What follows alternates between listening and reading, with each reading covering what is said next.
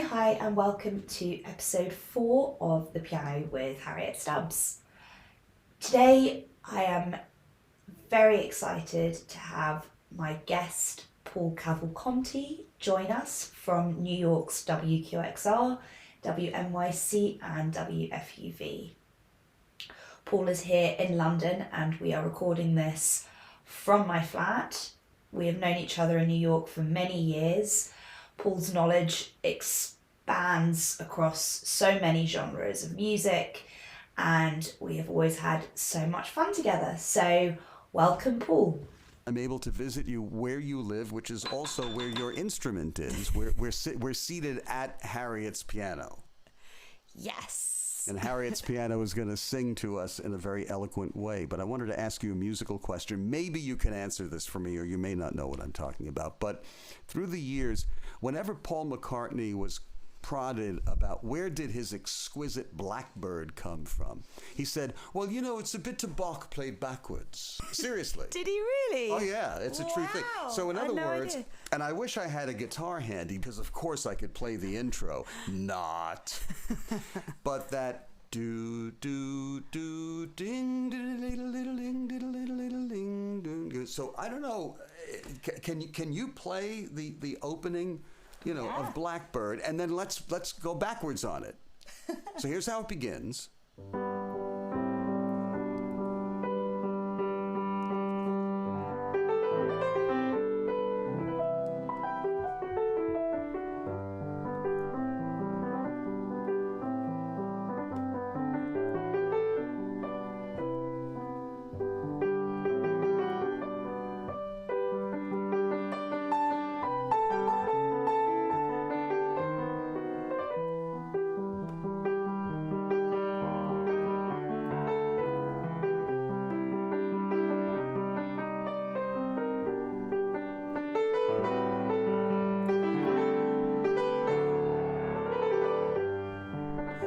You make it bluesier.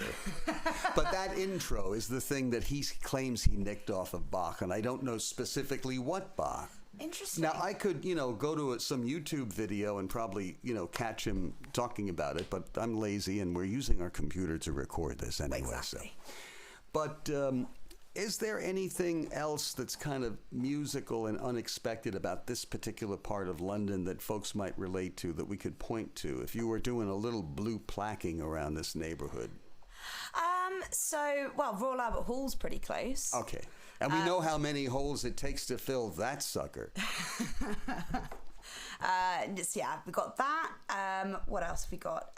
Musically, there's a little piano bar just down the street.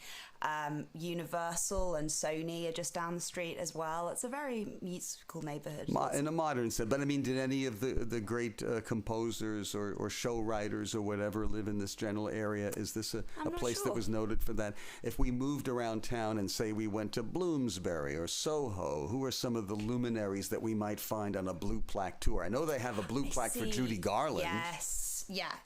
So like Bloomsbury, you'd have the Bloomsbury writers, right. Soho. Yeah, I'm not actually sure. I'm sure there are many around here. The musical tradition of England is talking about rock is one thing. Talking about British music hall is another thing. And then the great composers. Yeah. How did this city infuse them with energy? That is where, the arts tend to congregate. Although there's other artistic kind of centres like Oxford and Canterbury and different places like that. But London has always been the kind of epicenter of the music scene for sure in the UK. So Liverpool too. Yeah. You kind of have to start young to get that right, and we know that you began at the tender age of, was it 3? 2.5. 2.5. Yeah. You needed to be able to crawl to the piano first to at least start, But yeah, so jazz, was that a thing with you ever? I love jazz musicians, and our mutual friend Emmett Cohen, it's like amazing, love listening to that.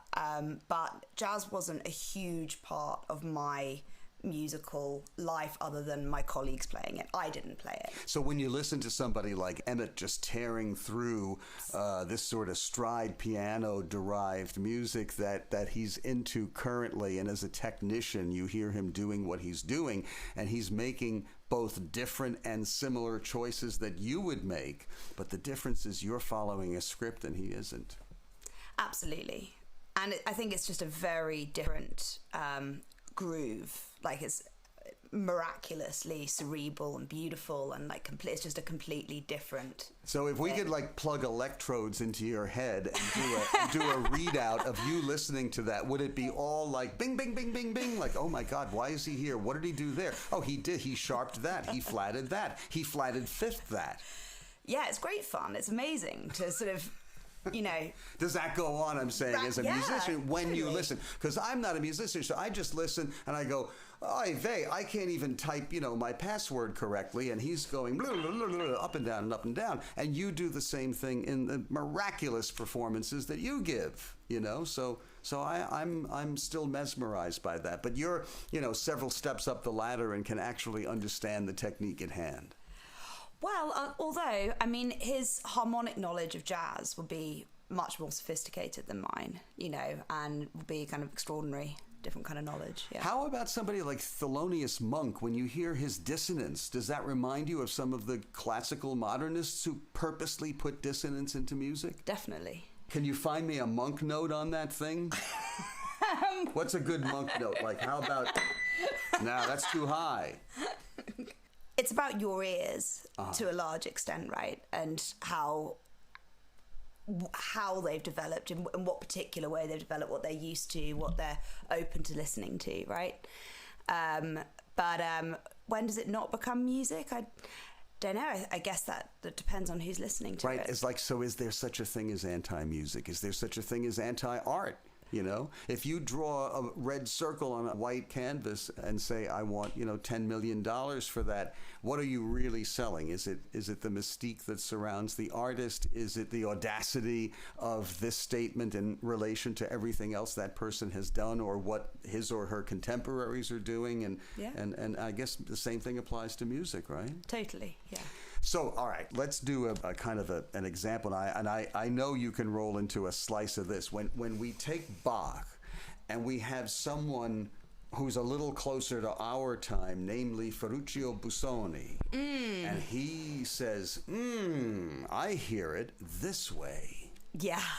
You can do a little bit of that for us.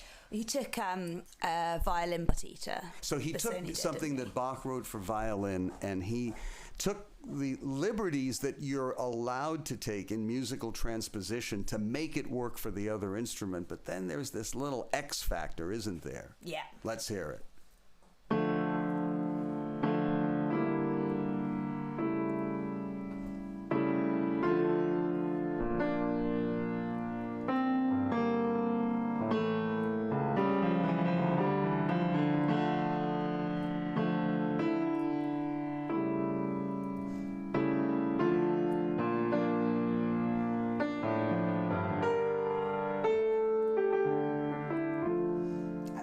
Into this sort of large set of variations. Right. Now, play that out of tune and you got your Thelonious Monk.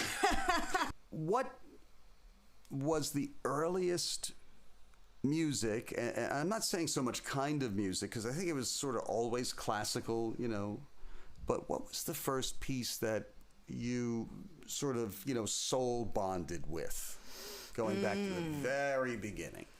Maybe actually the Bach D minor piano concerto. It was the second concerto I ever performed, and I loved it, still do love it to bits. Also in D minor, actually. According to Nigel Tufnell, the saddest of all possible keys. And the key of death, right? Well. And of Halloween. Well. Well, on this spooky October night in London. Why is that? Can you pick apart why D minor is the sad key and the end of the spiritual line? Well, I think that D minor, Liszt used it a lot, right? He was a show-off, as we know. Of course. With his death dances and Dante's Inferno and everything. It was all D minor. So what are the notes in the chord? Let's pick them apart one by one so we can hear them. Yeah. So that's a D minor. Yeah, and that's the scale. Yeah, but it's also adjacent to E major, which we're totally cool with. Which is the key of heaven. Right. Right, but they're geographically so close, and yet spiritually bounce between them till we get it there.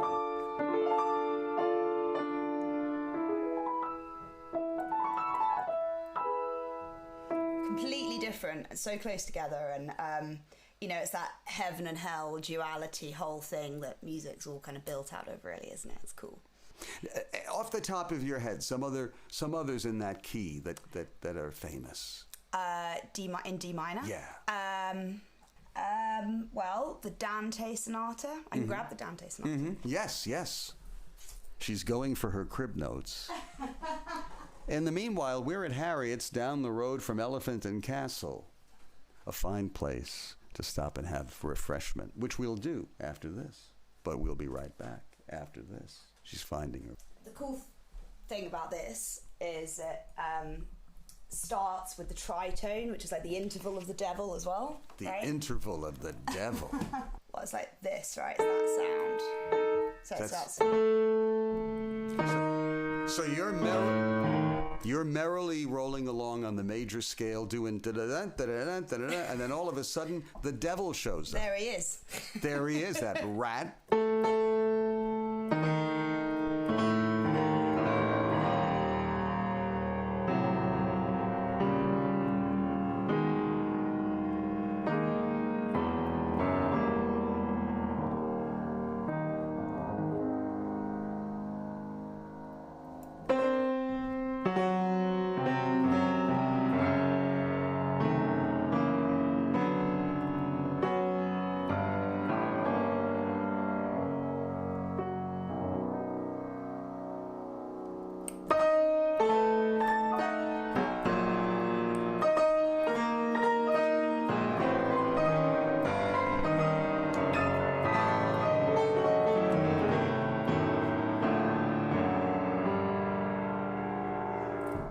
Now, would this have scared the hell out of people back in the days of Franz Liszt? I think maybe that was the point. I think people who had grown up with la da da da dee la da da da da da da da da.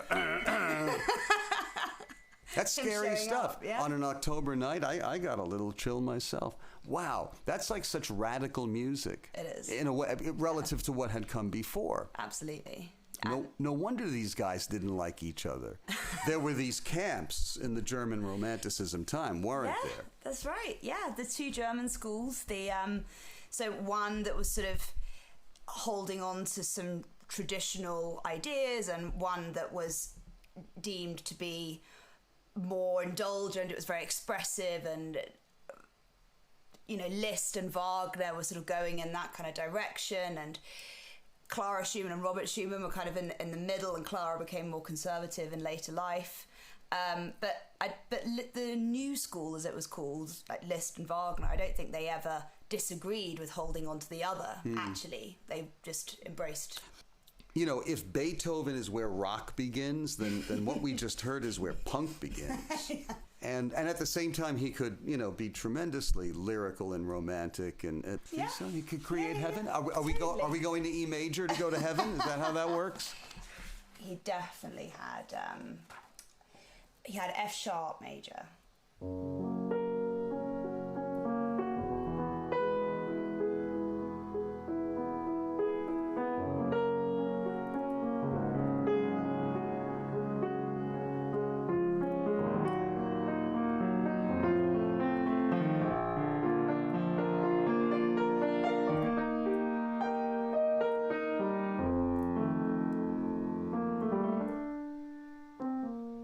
Different mood right in the middle, right? Indeed, and it brings us closer to the lovely Blackbird by Paul McCartney that you play. It even brings us close to what Joni Mitchell is playing on her album Blue, where she's mainly at the piano. I'm hearing that Yeah. I'm not saying lifted, but I'm hearing these things occur to these people in their own time and in their own setting, which I suppose is one of the miracles of music. I just wonder, this is a good point to leave off on, hundreds of years from now, what's going to be classical music? What will people study? Do you think that what we have just heard little samples of could happen again quite in the same way? Could we begin to imagine what the next thing could be coming out of this set of musical circumstances? Or is it really something of a time? Are we never going to be able to repaint the Sistine Chapel or something along those lines, you know? Well, I think that the way that we consumed art was different in those days because it was more of a 3D approach. You know, the mathematicians, the scientists, the philosophers, writers, musicians were all one and the same. And, you know, they had their areas of specialty, but often they'd have multiple areas of specialty and they all consulted each other. And so it was a much bigger and more expansive kind of way of approaching it rather than here's a score, you know, here's a piece of music and this has come out of my knowledge of music alone. I think the wars had a massive impact on the way that it was consumed as well. You know, tonality changed after World War One, right? And Right. Prokofiev, his compositional journey, Right. you know, was definitely kind of affected. And so it's always things that are greater than us, but we don't know what's coming. Yeah. Well, listen, in a time when hip hop has reframed the kind of rhythmic thing that a pop song reaches for, just like ragtime once reframed the idea of what a pop song, and people thought, oh my God, what is this? This isn't music, you know. You have the holy trinity of rhythm, harmony, and melody. The big accent on rhythm has been pushing and pushing and pushing as we've gone through, and it seems like music is turning itself on its end in that way. We're still in the evolution, so we don't really know where it's going. You Right. know? That may be the train that's coming down the track. And as long as we continue to take stock of what we have and reprocess it in a certain way, we're continuing to make music and keep it viable. So you're one of the great magicians and conjurers of those secret arts. I don't want to call them black arts. You know, if music is a language that you speak innately. But you also have to create the conditions for it to show up every day, right? You don't just kind of... You always have to work to continue to be able to communicate this message. Harriet Stubbs with Paul Cavalconte in London Town. Thank you. Thank you.